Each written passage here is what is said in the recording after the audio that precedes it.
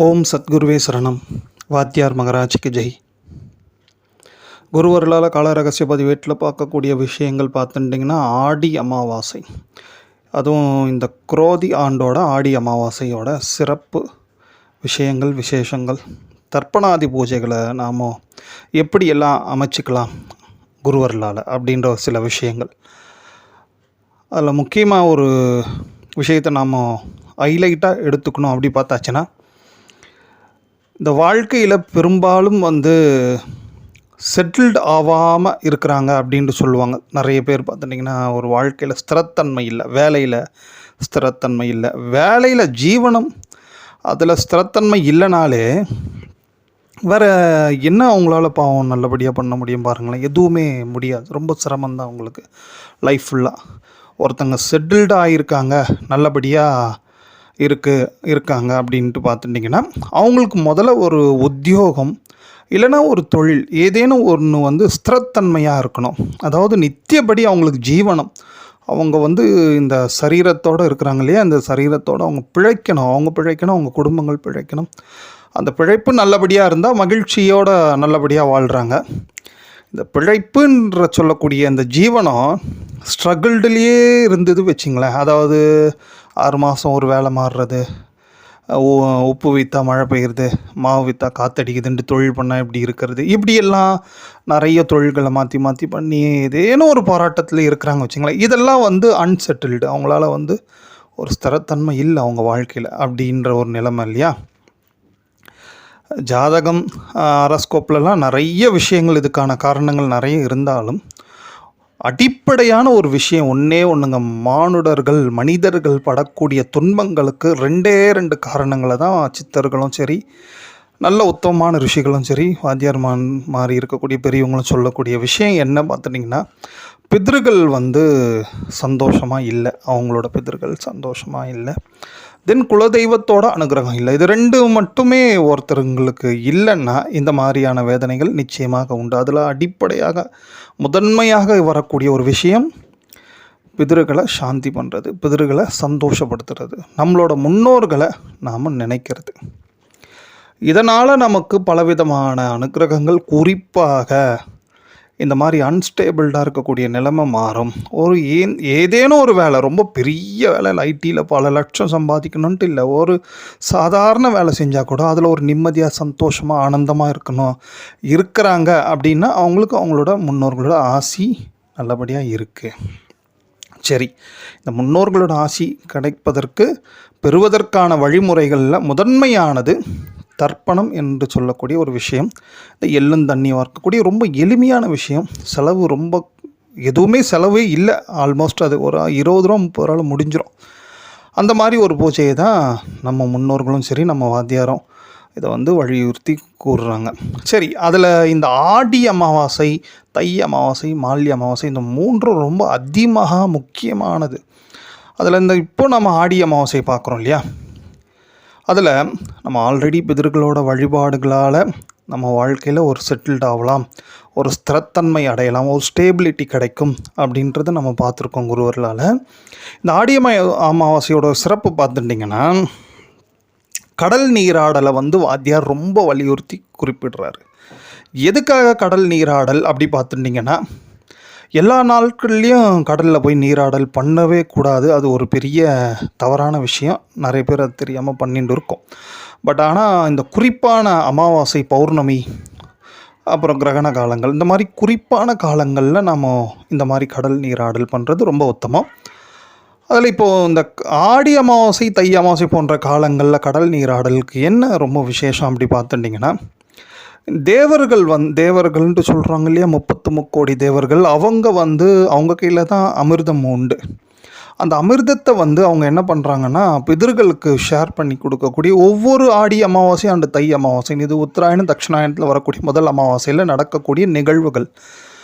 அப்போ அவங்க ஷேர் பண்ணுறச்சே அந்த பிதர்கள் என்ன பண்ணுறாங்கன்னா, எப்பொழுதுமே ஒரு பெரிய விஷயம், இந்த ரொம்ப பெரியவங்க அப்படின்ட்டு ஒருத்தங்க இருக்கிறாங்கன்னா, அவங்க என்ன பண்ணுவாங்கன்னா, தனக்கு கிடைக்கிறத எல்லாருக்கும் பகிர்ந்து கொடுப்பாங்க.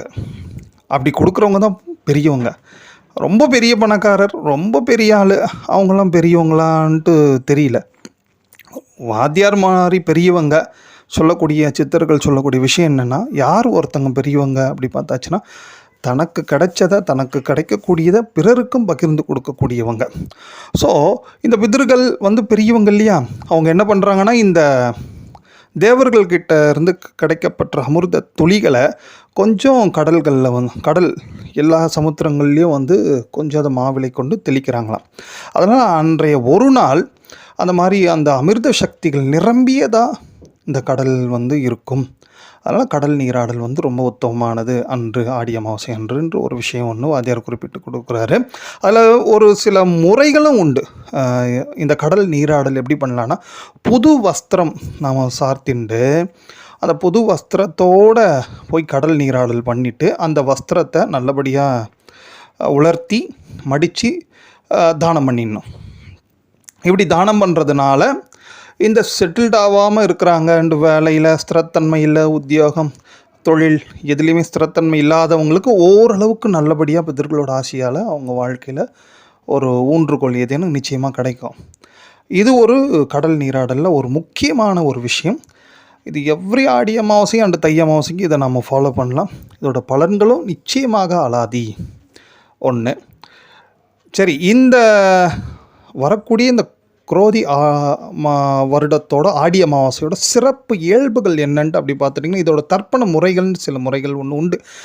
இதை வந்து நீங்கள் இந்த வருடத்தோட அகஸ்திய வச்சு ஆகஸ்ட் மாதம் புத்தகத்தில் நீங்கள் பார்த்தீங்கன்னா, இந்த மாதுளைகளை பரப்பி குங்குமப்பூ தீர்த்தத்தில் கலந்து பண்ணக்கூடிய, ஏன்னா சூரிய சக்திகளை வந்து மீன் பண்ணி சூரிய பகவான் வந்து பிதர்களோட நாயகர், நம்ம எல்லாருக்கும் தெரிஞ்ச விஷயம். ஸோ அவரோட அனுகிரகம் அதிகமாக. அது மட்டும் இல்லாமல் சூரிய சக்தி வந்து சந்ததிகளை வந்து விருத்தி பண்ணோம், சந்ததிகளை வந்து பாதுகாக்கின்ற ஒரு விஷயம் ஒன்று உண்டு. ஸோ அதனால் அதை மீன் பண்ணியிருக்காங்க. அதை வந்து எந்த வகையிலையும் அதை ஓவர்டேக் பண்ணாமல் அதனோடு சேர்த்து சில விஷயங்கள் நாம் குருவர்களால் பண்ணலாம். அது என்ன அப்படி பார்த்தாச்சுன்னா, பொதுவாகவே மகம்ன்ட்டு ஒரு நட்சத்திரம் ஒன்று உண்டு இல்லையா, அது வந்து எங்கே இருக்குன்னா சிம்ம ராசியில் இருக்கக்கூடிய நட்சத்திரம் தான் இந்த மகம் நட்சத்திரத்தில் எந்த கிரகம் சஞ்சாரம் பண்ணாலும், எந்த கிரகம் நவகிரகத்தில் எந்த கிரகம் அந்த மகம் நட்சத்திரத்தில் சஞ்சாரம் பண்ணும் வேளையில் அந்த கிரகம் வந்து தீர்த்தவாரி பண்ணுமா. தீர்த்தவாரி மீன்ஸ் அந்த கிரகம் வந்து தீர்த்தங்களுக்கெல்லாம் ஒரு விசேஷமான அனுகிரக சக்தி கொடுத்து தீர்த்தவாரி பண்ணக்கூடிய ஒரு விசேஷமான காலம்தான் இந்த மகத்தில் வந்து சஞ்சாரம் பண்ணக்கூடிய கிரகங்கள் வந்து பண்ணுது வேலை. சரி, இந்த குரோதி ஆண்டோட ஆடி மாதம் பார்த்துட்டிங்கன்னா புத பகவான் அண்டு சுக்கிர பகவான் 2 பேருமே வந்து மகம் சஞ்சாரத்தில் இருப்பாங்க. கிட்டத்தட்ட இந்த மகம் சஞ்சாரத்தில் புத பகவானும் இருப்பார், சுக்கிர பகவானும் இருக்கார். ஸோ இவங்க வந்து தீர்த்தங்களுக்கெல்லாம் ரொம்ப விசேஷமான சக்தியை கொடுக்கக்கூடிய ஒரு அமைப்பு உண்டு இந்த குரோதி ஆண்டில். ஸோ வரக்கூடிய இந்த ஆடி அமாவாசையில் வச்சுங்களேன். அப்போது இவங்களோட இந்த கிரகங்களோட அனுகிரக ஆசையும் கூடுதலாக சேர்த்தே பெறணும் அப்படின்ட்டு நம்ம என்ன பண்ணலாம், அப்போது அந்த தர்ப்பணத்தில் வந்து என்ன அடிஷ்னலாக ஆட் பண்ணலாம் அப்படி பார்த்துட்டிங்கன்னா, இந்த தாமரை குளம், அதுவும் வெண்தாமரை குளம் எங்கேனும் இருந்ததுன்னா, ஏன்னா எவ்ரிபடி எல்லாராலையும் கடல் நீராடல் பண்ண முடியாது. அதுவும் இல்லாமல் இந்த ஆடி தை அமாவாசைகளில் கடல் வாய்ப்பு இல்லாதவங்களுக்கு நல்ல உத்தமமான ஆறுகள், கோயில் குளங்கள் இதெல்லாம் ரொம்ப விசேஷமான அனுகிரக சக்தி. அங்கேயே இந்த அமிர்த துளிகளோட ஸ்பரிசம் நிச்சயமாக இருக்கும். அங்கே நீராடலாம் பண்ணாலும், தென் அங்கே தர்ப்பணம் பண்ணாலும், அந்த தீர்த்தத்தில் தர்ப்பணம் பண்ணாலும் இவங்களுக்கு வந்து அதோட பலன்கள் உண்டு. சரிங்களா. அதில் இந்த குளங்கள் எடுத்துட்டோன்னா எந்த குளம் அப்படி பார்த்துட்டிங்கன்னா, இந்த வெண்தாமரை குளம் இருந்ததுன்னா அந்த தீர்த்தத்தை எடுத்துக்கலாம்.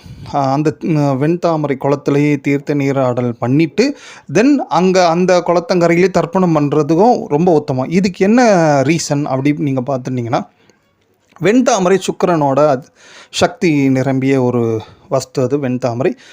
அந்த தாமரை குளத்தில் நீங்கள் பார்த்துட்டிங்கன்னா பச்சை கலரில் தான் அந்த இலை இருக்கும், தாமரை இலை. அது புத பகவானை வந்து நிச்சயமாக குறிக்கும். ஸோ நாம் அந்த குளத்தோட நீரை எடுத்துட்டு நம்ம ஆல்ரெடி வந்து ஒரு தட்டில் தர்ப்பணம் பண்ணுறோம் இல்லையா, அந்த தட்டிலையே வந்து இந்த தாமரை இலையை வச்சுட்டு தர்ப்பணம் பண்ணுறதுக்கு முயற்சி பண்ணலாம். ஸோ இதில் இன்னொரு விஷயத்தையும் நம்ம பார்த்துக்கணும். எல்லாராலையும் இந்த வெண்தாமரை குளத்தை தேடி கண்டுபிடிக்க முடியுமானா வாய்ப்புகள் குறைச்சல். ஸோ அப்போ இந்த தீர்த்தத்தை ஆல்ரெடி வந்து யார் புத பகவான் சுக்கிர பகவானும் தீர்த்தவாரி பண்ணி தீர்த்தங்களுக்கு அதீதமான சக்திகளை அவங்களோட கிரக சக்திகளை வந்து அதிகமாக அவங்க கொடுத்துட்டு இருக்கிற வேலையில் அதை நாம் எப்படி அந்த தீர்த்தத்தில் வந்து இன்னும் பூஸ்ட் பண்ணி அவங்களோட நினைவாக அவங்களோட அனுகிரகம் அதில் நிறைய இருக்கிற மாதிரி பண்ணலாம் அப்படி பார்த்துட்டிங்கன்னா பொதுவாக ஒரு சொம்பில் சுத்தமான ஜலத்தில் வந்து ஆல்ரெடி நீங்கள் குங்குமப்பூலாம் ஆட் பண்ணியிருப்பீங்க அது சூரிய சக்திகளுக்காக. தென் துளசி 2 நிச்சயமாக ஆட் பண்ணிக்கலாம். துளசியோட மகத்துவம் உங்களுக்கு தெரியும், அது புத்த பகவானை குறிக்கும். 2வது வெண் தாமரை இதழ்கள் இருந்தால் அதையும் ஒரு 2-3 போட்டுடலாம். எது அந்த தீர்த்தத்தில். ஏப்பா தீர்த்தம் கிட்டத்தட்ட பாயசம் மாதிரி இருக்குமேன்ட்டு நினைக்காதீங்க, சும்மா ஒரு 2 பிகாஸ் இது எதுக்குன்னா ஆல்ரெடி இந்த நம்ம நினைக்கலனா கூட இந்த கிரகங்கள் இந்த தீர்த்தவாரி பண்ணுது எது மகத்தில் சஞ்சாரம் பண்ணுறதுனால. ஸோ இதெல்லாம் நம்ம இந்த தீர்த்தத்தில் சேர்க்கும் பொழுது இந்த தீர்த்தம் வந்து நம்மளோட பிதர்களுக்கு எப்படி மாறி இருக்கும்னு பார்த்துட்டிங்கன்னா கிட்டத்தட்ட ஒரு அமிர்தமாகவே அவங்களுக்கு இருக்கும். எவ்வளோ காலம் நம்ம தர்ப்பணம் பண்ணியிருப்போம். இந்த மாதிரி கிரகங்களோட சஞ்சாரத்தெல்லாம் மீன் பண்ணி குருவர்களால் இதெல்லாம் ஆல்ரெடி வாத்தியார் சொன்ன விஷயங்கள் தான். மகத்தில் வந்து எந்த கிரகம் சஞ்சாரம் பண்ணுதோ அந்த கிரகம் தீர்த்தவாரி பண்ணோம், அதற்குரிய தர்ப்பண முறைகளெல்லாம் மாற்றி அமைத்துக்கூடிய விஷயங்கள் வந்து ஜோதிடர்கள் வந்து எல்லாருக்கும் சொல்லணும் அப்படின்ற ஒரு விஷயத்தையும் சொல்லியிருக்காங்க வச்சுங்களேன். ஸோ இந்த மாதிரி நாம் தர்ப்பணாதி பூஜைகளை இந்த குரோதி வருடத்தோட ஆடி அமாவாசையில் நம்ம அழகாக அமைச்சுட்டோம் அப்படின்னாச்சுன்னா நம்ம பித்ருக்களோட ஆசி இம்மிடியேட்டாக நமக்கு நிச்சயமாக கிடைக்கும். எவ்வளோ பேர் எவ்வளோ நாள் தர்ப்பணாதி பூஜைகள் பண்ணிட்டு ரொம்ப கொஞ்சம் வேதனையிலேயே தான் இருப்பாங்க. பிகாஸ் எங்கேயோ ஒரு ஸ்ட்ரகிள்டு நடந்துட்டு இருக்கும். ஒன்று இவங்க பண்ணக்கூடிய பூஜை இந்த தர்ப்பணத்தில் வந்து ஏதேனும் ஒரு குற்றம் குறைகள் இருக்கலாம், இல்லைனா எங்கேயும் அவங்க வந்து ரொம்ப பெரிய கஷ்டத்தில் மேலே முன்னோர்கள் வந்து மாட்டின்னு இருக்கலாம். ஸோ இந்த மாதிரி வரக்கூடிய காலங்கள்லாம் இந்த குறிப்பறிந்து குருவர்களால் இந்த மாதிரி தர்ப்பண பூஜைகளை நாம் அமைச்சிட்டோம் அப்படின்ட்டு நினச்சாச்சு பண்ணிட்டோன்னா நிச்சயமாக பிதர்களோட ஆசி 100% நமக்கு உண்டு. ஸோ அதனால் நமக்கு இந்த மாதிரி வாழ்க்கையில் முதல்ல வேண்டியது வாழும் வரைக்கும் எந்த விதமான வேதனைகள், குறிப்பாக ஜீவனம் தான் எல்லாருக்குமே அடிப்படையான ஒரு விஷயம். ரிட்டையர்டு பீப்புள்ஸாக இருந்தால் கூட சரி, அவங்களுக்கு பென்ஷன் வர வரைக்கும் தான் சந்தோஷம். பென்ஷன் இல்லைன்னா அவங்க என்ன பண்ணுவாங்க? ஸோ ஆக மொத்தத்தில் இந்த ஜீவனம் நல்லபடியாக இருக்கணும்னா தர்ப்பணம்ன்றது ஒரு இமிடியேட்டாக கம்பல்சரி இம்பார்ட்டண்ட்டான ஒன்று. அந்த தர்ப்பணத்தை யாருமே மிஸ் பண்ணாமல் இதில் வரக்கூடிய இந்த விஷயங்களெல்லாம் நம்ம மனசில் வச்சுட்டு பண்ணிட்டோன்னா நிச்சயமாக நம்ம எல்லாருமே ஒரு ஸ்டெபிலிட்டியை இந்த அமாவாசையிலேருந்தே அடைஞ்சிடலாம் குருவர்களால். ஓம்.